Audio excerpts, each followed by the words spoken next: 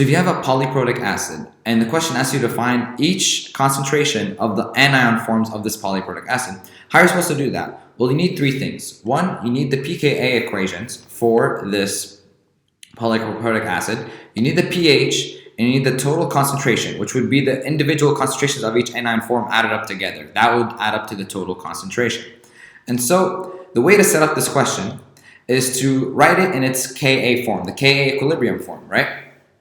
And what you want to do is see this anion form, the first anion form. You want to solve for it. You want to be able to write it in its own equation. So if I were to write it this way, I'm going to solve for it. This would give me the concentration of the original form times the Ka1, the first Ka, over the concentration of the acid. And see why I told you need the pH? Because that way you'll find what the concentration of the acid is. And then you just plug and chug that into this, which now give you this new equation, which is the concentration of H plus, right? But now it's squared, and then we have Ha2- is the second anion form over Ka1 times the concentration of the original acid form, the one that's unprotonated. And you do the same thing for the third Ka equation. When we had our original Ka2 equation, if we solved for our second anion form, which was this, we would get Ka1 times Ka2 times the concentration of our original acid over H plus squared. Then again, I just used this equation right here with Ka2 and solved for Ha2-, which is the second anion form. And then we essentially plugged and chugged that into the third Ka equation, which is Ka3, and that would give us H plus, but now cubed, the final anion form over Ka1 times Ka2 times the concentration of the original acid form, right?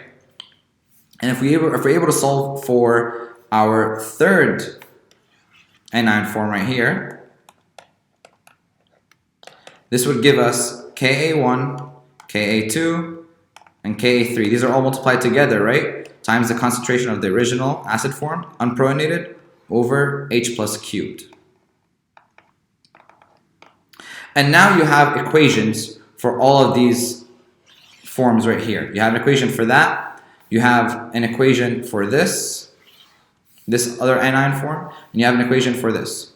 And now, when we use our equation that allows us to find the total concentration, which if we write it, it was the concentration of the original acid form plus the concentration of the second acid form, which we had in green, plus the concentration of the third acid form, which I think we had in blue,